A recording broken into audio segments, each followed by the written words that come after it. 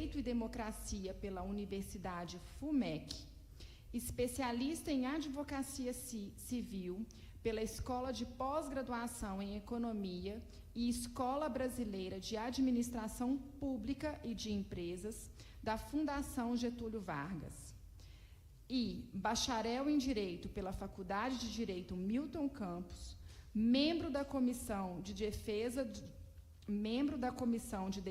do Consumidor, Seção Minas Gerais, membro do Instituto Brasileiro de Política e Direito do Consumidor, membro suplente do Conselho Municipal de Proteção e Defesa do Consumidor. É professor da FAPAM, Faculdade de Pará de Minas, e professor da Faculdade ASA de Brumadinho.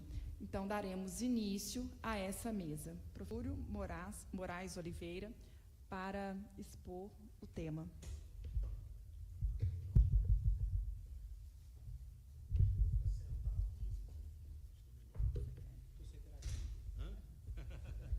Eu sou também, mas ainda tenho que dar aula até 10h30 hoje. Boa tarde a todos. Para mim é uma honra estar aqui presente nesse congresso, para fechar o congresso aí, espero com chave de ouro.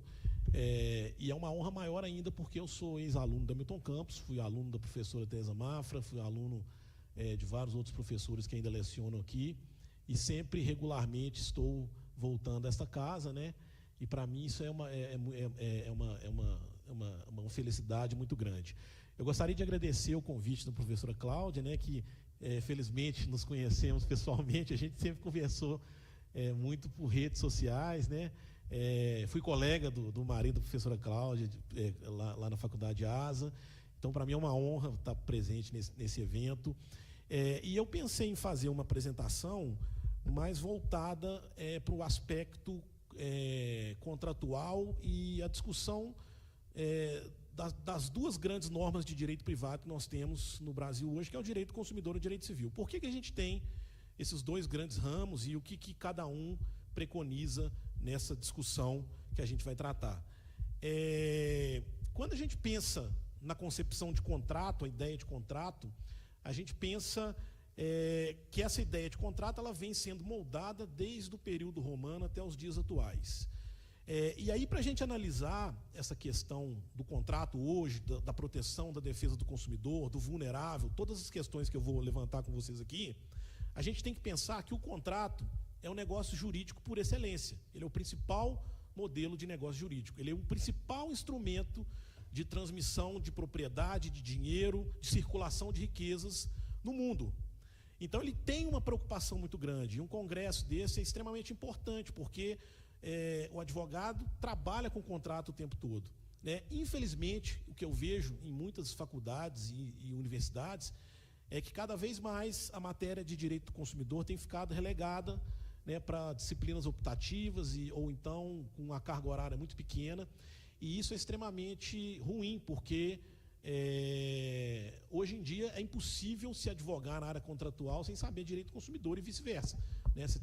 Quem advoga em direito do consumidor também precisa saber o direito civil. As duas áreas se comunicam o tempo todo, né? E é importante saber a diferença entre elas para a gente poder entender como que funciona essa proteção contratual e os efeitos, né, do direito do consumidor na própria interpretação dos contratos no direito civil. Quando a gente pensa na questão de contrato, a gente tem aí três principais aspectos a se pensar. A vontade sempre foi o elemento principal do contrato. Então, quando a gente pensa num contrato, né, que a pessoa assine, mesmo hoje um contrato eletrônico, que você tem um clique na internet, ou até uma outra forma de aceitação, esse contrato ele é uma manifestação de vontade. E aí a gente pode discutir com relação a esse aspecto da manifestação de vontade, que quando essa teoria contratual do direito civil foi criada, a gente vivia um liberalismo econômico, em que as pessoas tinham liberdade de contratar e essa liberdade era extremamente valorizada.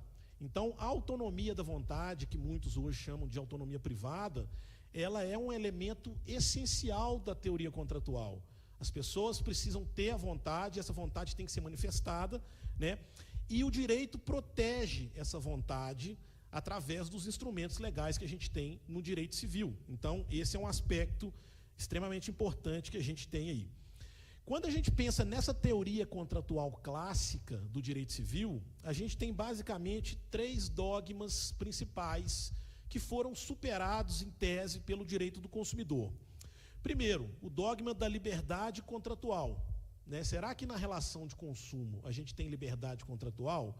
Quando eu tenho, por exemplo, uma única empresa prestadora de serviço público, né? Que liberdade contratual é essa? Então, isso começa a ser, né, relativizado pela sociedade de massas e pelos problemas que ela traz para a sociedade. A força obrigatória dos contratos, que é o pacta sunt servanda, que muita gente falou aqui. Né? Se a gente levar isso para o direito do consumidor, o consumidor, que é a parte vulnerável, estaria em maus lençóis, e já está em maus lençóis em muitas situações, mesmo com o direito do consumidor. Você assina um contrato de 30 páginas que você não conhece nada a respeito dele, e aí você tem um problema na relação de consumo, o fornecedor simplesmente fala, está na cláusula 12 do seu contrato que você não leu. E aí? Né, se o consumidor não tivesse a possibilidade de revisão desse contrato, ou de discutir essas cláusulas contratuais, ele estaria numa situação extremamente complicada. E quando a gente pensa também numa outra questão relacionada a esses dogmas da teoria contratual, a gente tem a teoria dos vícios do consentimento. Praticamente no direito civil, as únicas coisas que poderiam anular um contrato, vamos dizer assim, seriam os vícios do consentimento. Você mostrar que a vontade do contratante foi viciada, né? E esse é um aspecto que o direito do consumidor acabou superando também, já que a gente tem a possibilidade de revisão de cláusulas contratuais, a gente tem a possibilidade de uma série de outros elementos importantes no direito do consumidor que vão fazer com que surja uma nova teoria contratual, portanto, em função disso. Para vocês poderem entender, o momento que a gente está atualmente, eu queria fazer só algumas pontuações históricas aqui para vocês poderem perceber como que essa discussão é importante e como que ela hoje, durante essas palestras, elas foram para um lado e foram para o outro. A gente foi uma hora a gente foi um pouco para o lado do liberalismo, da autonomia privada, da autonomia da vontade, as pessoas devem fazer aquilo que têm vontade e o direito deve regulamentar isso. E aí agora a gente começa a ir para o meu lado, que é o lado, né, da interferência da legislação na relação contratual, já que eu estou falando de um senhor que é fazendeiro, semi-analfabeto, que contratou como operadora de telefonia de celular. Qual que é a ciência, a consciência que essa pessoa tem para poder assumir um contrato? Né? Então, é por isso que o direito do consumidor aparece, é para proteger o vulnerável, que é uma grande parcela da população brasileira que a gente tem hoje. Esses dias a gente estava num congresso aqui do Instituto de Defesa Coletiva e a gente estava discutindo uma série de aspectos, e um dos problemas que nós temos hoje no Brasil é que quase todo o serviço público hoje está sendo feito pela internet e por telefone. Então, vocês imaginam um idoso que vai pedir alguma coisa no INSS, algum elemento relacionado ao INSS, e agora o governo federal criou um sistema único, né, que é o .gov, que tem a categoria prata, a categoria ouro, e aí esse consumidor precisa tirar foto de lado, de frente, de costas e não sei o quê.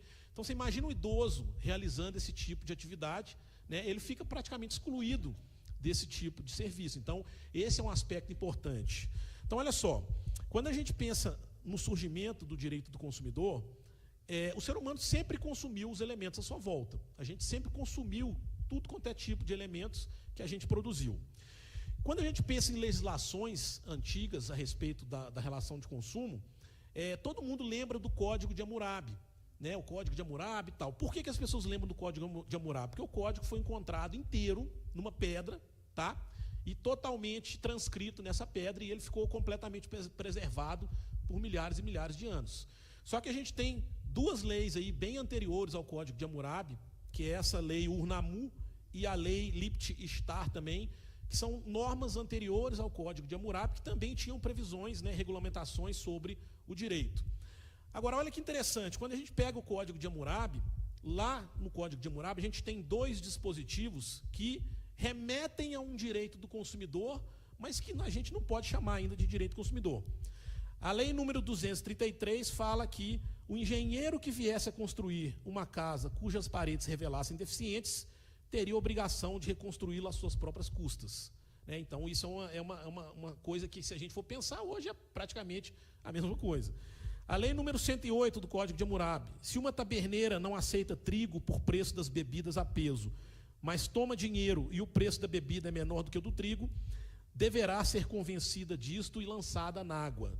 Ou seja, a taberneira é aquela que vendia os produtos naquele período ali, e, portanto, existia uma relação de consumo, mesmo que incipiente, nesse período. Quando a gente pensa, por exemplo, no período da Grécia e Roma ali, a gente tem também um comércio muito pujante, tá? E existe uma frase que foi escrita por Sêneca, que é o filósofo do estoicismo, que ele falava exatamente o seguinte: repare quantas coisas nós compramos só porque os outros já compraram ou porque estão em todas as casas. Isso lá no período romano. Imagina hoje as coisas que a gente compra e que a gente consome porque as outras pessoas têm. Né? Então, esse é um aspecto também interessante. Na Europa medieval, em 1481, o rei Luís XI da França baixou um édito que punia com banho escaldante quem vendesse manteiga com pedra no seu interior para aumentar o peso, ou leite com água para aumentar o volume do produto. Essas práticas acontecem até hoje. A gente tem essas práticas aqui no Brasil o tempo todo. Né? Há umas 2 semanas atrás, um consumidor comprou um celular e recebeu uma telha, né, no lugar do celular. Então, são coisas que ainda costumam acontecer. Qual que é o momento que a gente pode dizer que é um divisor de águas dessa teoria contratual? Isso acontece com a Revolução Industrial. Com a Revolução Industrial, a gente tem uma produção em série dos produtos. Aquele artesão que fazia o seu produto individual, ele passa a produzir o produto agora em larga escala. E aí a gente tem uma sociedade de massas que começa a surgir querendo consumir esses produtos. Então, antes o cara conseguia fazer 30 bolsinhas num mês, de repente ele monta uma fábrica e consegue produzir 3.000. Só para vocês terem uma ideia como isso é importante se pensar, quando eu estava pesquisando o meu livro, me veio na cabeça quantos carros uma fábrica consegue produzir em um dia. A Fiat do Brasil, em 2013, ela produzia por dia 3.200 veículos prontos. 3.200 carros inteiros, num dia, em 24 horas, uma fábrica consegue entregar. É uma coisa da gente se pensar, né, de forma absurda. Então, isso traz uma série de problemas junto com a questão social. Né? Porque esses 3.200 carros, um percentual necessariamente vai ter problemas. E aí esses consumidores precisam ter uma proteção com relação a essa situação. Tem uma psiquiatra que os alunos de direito gostam muito dela, que é a Ana Beatriz Barbosa, que ela apresenta um problema social agora bastante comum, que é chamado de oniomania ou compulsive buying. O que é isso?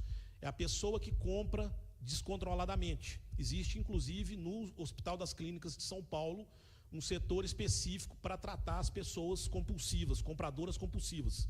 Funciona como se fosse Alcoólicos Anônimos. Você chega lá e fala assim: olá, meu nome é Júlio, estou há 10 dias sem usar meu cartão de crédito. Aí todo mundo bate palma, né? Aí levanta o outro e fala também, né, que está há não sei quanto tempo. Então, é um problema social o consumo.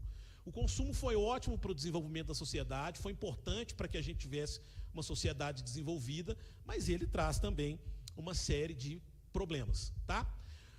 O marco, vamos dizer assim, o marco principal que a gente tem, assim, o documento principal que nós temos do direito consumidor no mundo, é esse discurso do presidente Kennedy, que é o Special Message to Congress on Protect Consumer Interest, que foi enviado ao Congresso dos Estados Unidos em 1965.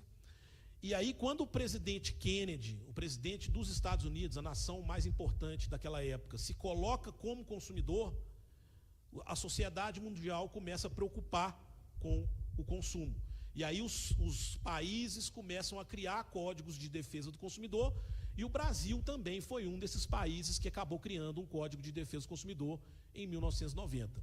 Então, esse código de defesa do consumidor, ele traz para o nosso sistema jurídico o que a gente chama de uma nova teoria contratual.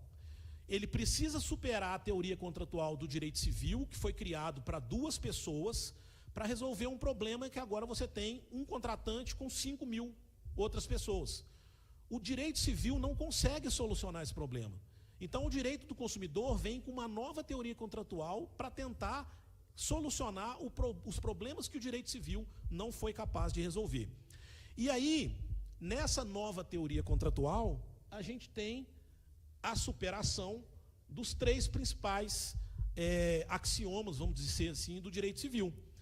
O axioma da autonomia da vontade ou da autonomia privada, ou seja, o consumidor não tem essa autonomia como a gente imagina, porque muitas vezes ele é obrigado a contratar com determinada empresa. Então, esse é um elemento importante. O pacta sunt servanda também, que é um elemento importante do direito civil, o contrato é lei entre as partes. Bom, só que o consumidor não tem muitas vezes acesso ao contrato, ele só vai ter acesso depois. Como é que eu vou obrigar uma pessoa a cumprir um contrato que ela nem tem conhecimento? Então, o direito do consumidor tem instrumentos para poder, né, discutir essa obrigatoriedade contratual. Esse é um ponto importante também. E a gente tem também o terceiro efeito, que seria o efeito da relatividade dos contratos. Ou seja, no Código Civil, o contrato produz efeito entre as duas partes. No direito do consumidor, o seu contrato é um contrato de adesão. O seu contrato é igual dela, que é igual dela, que é igual dela, de todo mundo. E aí, isso tem um efeito na sociedade. E aí, o direito do consumidor teria instrumentos para poder, né, superar essa discussão aí. Outro ponto importante sobre essa nova teoria contratual é que o direito do consumidor introduz no direito brasileiro a discussão da boa-fé objetiva, que é um princípio extremamente importante do direito civil, mas é também extremamente importante no direito do consumidor. Eu, quando estudava aqui na Milton Campos, eu tive uma professora de direito do consumidor, a saudosa professora Miriam, que é irmã da Isabel. Ela falava muito já na época sobre boa-fé objetiva. Ela estudou na Alemanha, então ela gostava muito dos alemães, da boa-fé objetiva. E tudo aquilo que a professora Miriam me ensinou na época, eu continuo estudando até hoje. Ela era uma precursora dessas discussões aqui em Minas Gerais. E isso é uma coisa muito interessante. A boa-fé objetiva, que é um princípio que está previsto tanto no Código Civil quanto no Código de Defesa do Consumidor, é um princípio que vai trazer regras para os contratantes, principalmente no direito do consumidor, no direito civil também, mas principalmente no direito do consumidor, que a gente tem de um lado uma parte mais forte, que é o fornecedor, do outro lado uma parte mais fraca, que é o consumidor. Então eu preciso ter uma balança descontrolada para poder colocar eles numa mesma equação, senão, né, essa relação nunca vai se igualar na prática. Quando a gente pensa nessa nova teoria contratual, que veio inclusive com o princípio da boa-fé objetiva, a gente tem que pensar que esse princípio é um princípio que trouxe um dever de lealdade entre os contratantes e ele gera expectativas legítimas nesses contratantes. Então, olha só, se eu tenho um contrato de plano de saúde e esse plano de saúde eu já estou com ele há 10, 15 anos, quando uma operadora de plano de saúde rompe meu contrato unilateralmente de forma unilateral, sem comunicação nem nada, isso viola a boa-fé objetiva. Porque eu, por exemplo, com 70, 80 anos, eu espero que aquele contrato continue, já que eu fiquei tanto tempo naquela empresa. Então, o princípio da boa-fé objetiva, ele começa a trazer deveres para as partes, e esses deveres são deveres muito importantes na contratação e principalmente na relação de consumo. Só para vocês terem uma ideia, no Código Civil, a gente tem o artigo 113, que traz uma das funções do princípio da boa-fé objetiva, que é a função interpretativa do princípio, né? Ele serve como regra de interpretação dos contratos, tanto no Código Civil quanto no Código de Defesa do Consumidor. No artigo 187, a gente tem a função limitadora. O princípio da boa-fé objetiva limita o exercício de direitos subjetivos. Mesmo que não tenha previsão contratual, uma parte pode ser limitada pelo princípio da boa-fé objetiva, desde que aquilo viole exatamente a própria boa-fé objetiva, desde que aquilo viole a expectativa que eu espere de um determinado contratante. E a gente tem o artigo 422, que traz aí também essa função, a fonte autônoma de deveres jurídicos, que também é um aspecto importante aí, do princípio da boa-fé objetiva. Só para vocês terem uma ideia, esses deveres jurídicos que o princípio da boa-fé objetiva traz para a gente, são deveres que não estão previstos no contrato, principalmente no contrato de relação de consumo. Só que eles são deveres decorrentes daquela contratação. Então, por exemplo, o dever de proteção é um dever anexo do princípio da boa-fé objetiva. O dever de informação é um dever anexo. O dever de cuidado é um dever anexo. O dever de previdência, o dever de segurança. Vou dar só um exemplo para vocês aqui com relação a isso. Eu tive um cliente uma vez que ele contratou uma empresa e ele tinha uma empresa, ele era um empresário, né, microempresário, ele tinha uma empresa de turismo e aí ele contratou um plano de uma operadora de celular. E ele comprou 4 aparelhos de celular e o plano que ele contratou era um plano de internet ilimitada. Só que aí, quando ele comprou os celulares, tinha um dos aparelhos, que era aquele BlackBerry. Não sei se vocês se lembram desse aparelho. Era um aparelho mais tecnológico na época, ele parecia um computador, tinha um teclado e tal. E esse BlackBerry, ele tinha que usar um chip específico. Só que a operadora não informou isso para ninguém. O que aconteceu? O meu cliente chegou na empresa, abriu os chips dos aparelhos, colocou para funcionar todos os aparelhos. De repente vem no final do mês uma conta de telefone de R$20 mil. Aí ele ligou na Claro, ele ligou na empresa, né? Eu falei o nome da empresa sem querer. Ele ligou, agora já falou, já tá bom. Ele ligou na Claro e reclamou com a empresa, né? Que não sabia o que estava acontecendo, porque ele tinha contratado, né, um plano de internet limitado. E aí descobri, e a Claro não sabia, também resolveu o problema. E aí, depois de muita pesquisa, ele descobriu que o chip do BlackBerry era um chip específico que estava numa embalagem diferente. Aliás, diferente não, ela era igual. Então, quando a gente entrou na justiça contra a operadora de telefone, a gente alegou que faltou um dever anexo de informação, porque o meu cliente não tinha como adivinhar que aquele aparelho específico precisava de um chip específico para funcionar. E aí, né, o judiciário entendeu realmente que houve uma falha nessa informação. Então, esse é um aspecto importante também aí, do princípio da boa-fé objetiva que foi trazido pelo Código de Defesa do Consumidor. Eu poderia trazer, e trouxe aqui, mais uma série de questões da influência do direito do consumidor no direito civil. Eu vou falar de uma forma mais geral, e depois, se alguém quiser perguntar alguma coisa mais específica, a gente está aberto a isso. A primeira questão o direito do consumidor cria uma nova responsabilidade civil no direito brasileiro. A gente passa a ter a chamada teoria da qualidade. A teoria da qualidade é muito diferente da responsabilidade civil do Código Civil. Quem acha que entende direito civil e vai trabalhar com direito do consumidor achando que é a mesma coisa, não é a mesma coisa. Eu vejo muitos profissionais que trabalham com direito do consumidor sem saber nada do direito do consumidor, porque acham que é a mesma coisa do direito civil, e não é.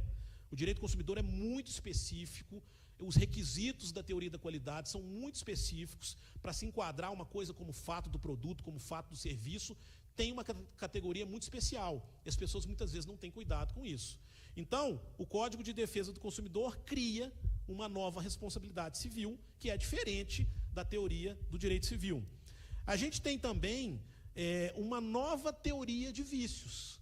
Quando vocês estudam lá no direito civil, os vícios redibitórios que a gente estuda lá, que é o vício oculto, grave, né, que se manifesta numa compra e venda, por exemplo, do direito civil, no direito do consumidor, esses vícios passam a ter uma classificação completamente diferente.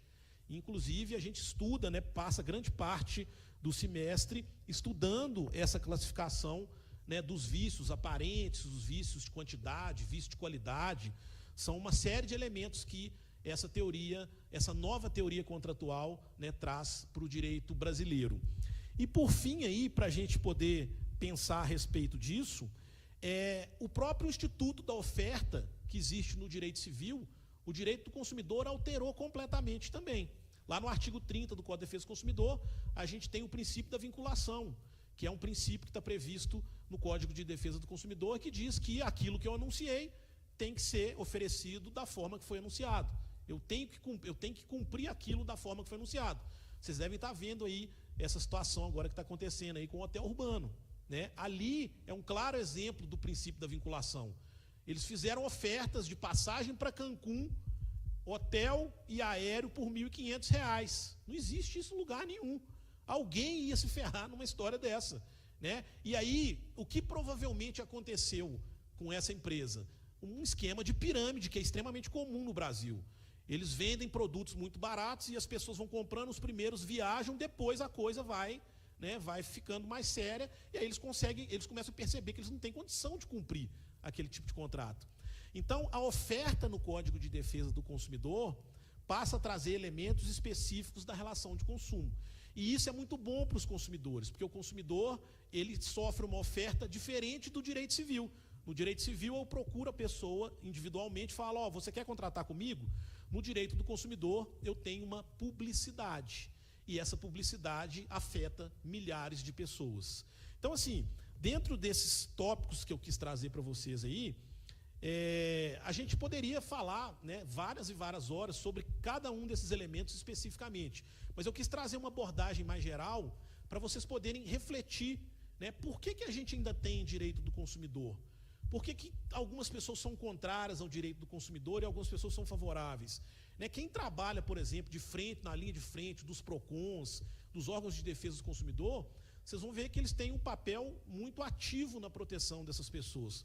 Porque a gente sabe que essas pessoas muitas vezes não têm uma proteção jurídica. Se você pensar, por exemplo, que a pessoa que tem um problema de relação de consumo, ela vai ao juizado especial, muitas vezes até sem advogado, ela já está numa situação, né, extremamente desfavorável, porque ela precisava ter o auxílio de um profissional do direito para poder resolver o problema dela. E aí a justiça fala assim, não, vai lá, e os postulantes, vai lá sozinho e resolve o seu problema.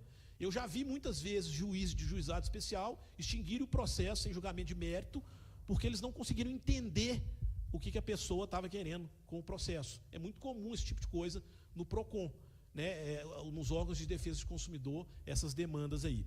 Então, eu acho que esses são os pontos aí que eu queria trazer para vocês refletirem, né? O direito do consumidor apresenta uma nova teoria contratual, muito mais protetiva, é claro, do que o direito civil, e isso é muito importante para nós como sociedade, né? A partir do momento que todos nós somos consumidores, nós precisamos dessa proteção, porque nós estamos lidando com pessoas jurídicas, às vezes multinacionais, né, que têm um corpo de advogados para resolver os problemas.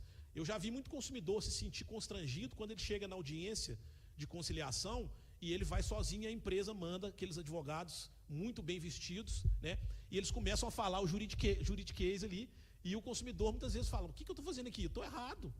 Né? Será que o direito realmente está me protegendo?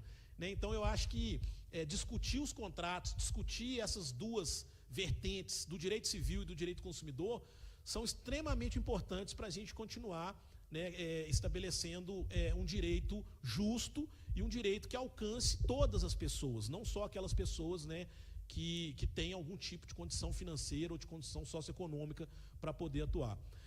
Eu acho que com isso eu finalizo aqui a minha apresentação. Estou deixando aqui para vocês as minhas redes sociais, aí, quem quiser depois seguir. Eu produzo muito conteúdo sobre direito do consumidor, tanto no Instagram quanto no YouTube. Né? Quem gostar da matéria, depois pode entrar em contato comigo. Eu escrevo muito sobre isso, eu tenho uma coluna mensal num portal aqui de Belo Horizonte que chama Mais Portal Jurídico, e a gente fala sobre os vários temas relacionados aí à defesa do consumidor.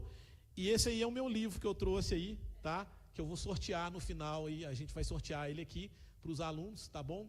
E esse livro está disponível na biblioteca da Milton Campos também, né? Já que eu sou daqui, o livro tem que estar aqui também, né? Então, fica aí para vocês também o convite para conhecer a minha obra. Muito obrigado.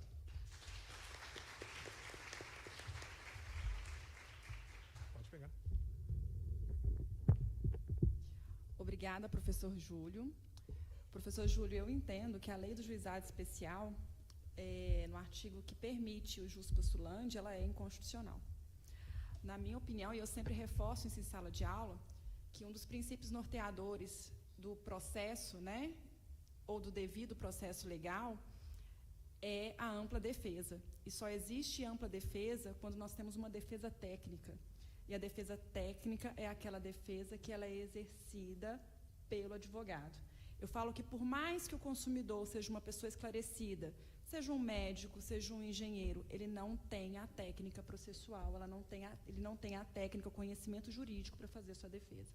Então, eu estou com o senhor aí nessa visão. E, a partir disso, eu abro para as perguntas da plateia, para questionar aqui os debatedores.